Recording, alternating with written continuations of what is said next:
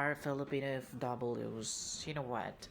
To our Japan, Indonesia, Malaysia, because sure America is open your country, bakit hindi kayo magtrabaho sa America, Philippines?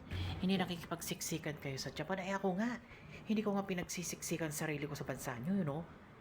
Ibigay niyo ang cash money ko and out this country. What about happened my blood in Filipino, ha, foreigner, hindi na problema yon. Problema ng moral nyo yan. Because there's a lot problem of Philippines woman living the rent. Because your corruption in your country is dramatic. All is devastated bullshit, right? Kaya overseas, ang dami-dami nyo pa mga anak, mga Filipino people, kaya hindi na kayo tinatanggap. What a problem your country, hindi ba kayo mapakain ng gobyerno nyo? Hindi kayo nakakahiya kayo. Sa totoo lang yung ginagawa nyo kung susundin natin at pinagbabawal din ng Bible yun ha. Whatever your country and over your corrupt problem is, what change for metal of your sense and everything for control.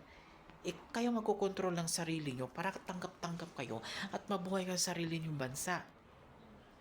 Diba? Panoorin mo ito yung woman na tong OFW sa Japan, nangangarap daw sa Japan at lahat daw ng pamilya niya pinapapasok na sa Japan. Eh bakit pumapasok sa Japan, hindi naman nagtatrabaho?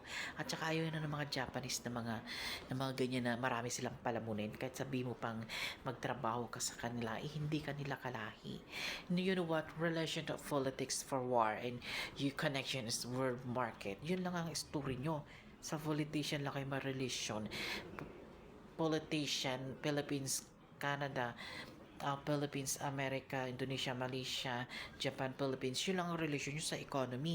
Pero hindi responsibility ng Japan, buhayin kayo para lang mapakain kayo at gumay na haba ang buhay nyo. Sa totoo lang, it's very hacked. Kayo ang nagnanakaw ng kanilang kayamanan o karangyaan o something. But the end, it's changing for rich countries born out of the Christ and going to hell, out, birth of the heaven, but out of the hill, but always speaking living trauma o something pagpapanggap, gagamitin ang guide para lang ma-scroll sila na it's good, ganon.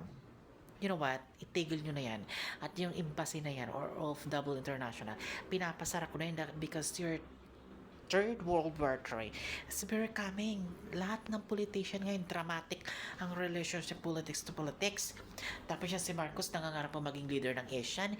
Diyos ko, ano kaya mangyayari? Sa akin nga, wala na magawa yung hype na yung pangit na yun ang president sa Pilipinas na yan. Wala kayong ma-achieve na maganda hanggat hindi nyo ko hinaharap. Never the world to win. Walang mangyayari. Nag-aaksaya lang kayo ng oras at panahon. Hindi kayo nila papakinggan. Hanggat nabubuhay ako, sumusunod ang mga foreigner na yan. Because we face the world, our leader, a nation scholar. Ako ang ginagamit nila para maano na yan. At kayo mga Philippines, gamit kayo ng gamit sa akin. Pinapatanda nyo ako, sir. Kayo nga may kasalanan, di ba? Kayo ang sinisisi ko, kaya habang buhay kayo susumpain ko. Hanggat nabubuhay ako sa dagdig. Kayo ang salot, kaya lumayas kayo dito sa planeta. Mga putang ina nyo kayo, mga government kayo hayop kayo. Tangina yung mga profit, yung mga pike. Hindi na mga totoong pari, puro pera lang yung laman ng kaluluwa nyo. Ikaw Marcos yung aking cash money hindi mo pa binibigay. Sinasabi ko kakatayin ko yung mga Pilipino, papadalo ko wala nang mga kalamay. Tangina mo kung pangit yung gobyerno ka. Wala ka nang ginawang matino. Salot ka pa.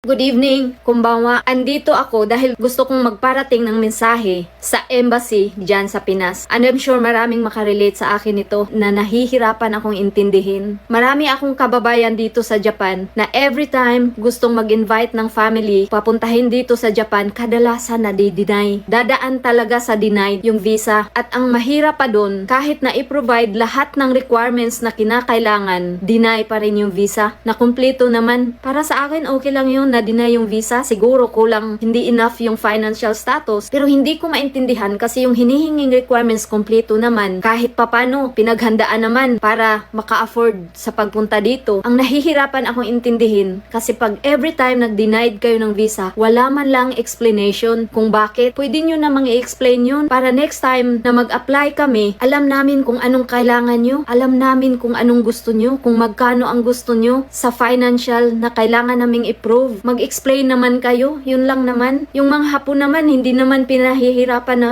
pupunta dyan sa Pilipinas, wala nga silang visa. Bakit yung mga Pilipino, pinahihirapan nyo? Hindi naman kami gumagawa ng masama. Nagbabayad kami ng malalaking tax. Ang gusto lang namin makasama namin minsan lang ha, yung pamilya namin dyan sa Pilipinas papunta dito, lagi nyo pang dinideny na wala man lang paliwanag kung bakit. Paano naman yung mga taong nagtatrabaho, nagsisikap magtrabaho, umay kaya naman talagang pupunta dito, pero dinideny nyo? Mag-explain naman kayo, yun lang naman. Para next time mag-apply kami, hindi na kami masyadong mahirapan. Ilagay nyo naman yung sarili nyo sa mga Pilipino dito na dumadaan ng depression. I-deny nyo nang wala man lang kayong paliwanag. Kung Hapon man kayo dyan, staff ng Japanese Embassy sa Pilipinas, magnihunggo tayo. Philippine ni aru Japanese Embassy no hito tachi ni onegai ga arimasu. Kite hoshin desu. Watashi dake janakute hoka no Philippine人の人たちも日本で長く住んでる人たち、たまに家族を呼びたいんです。フィリピンから家族を呼んで、たまに日本に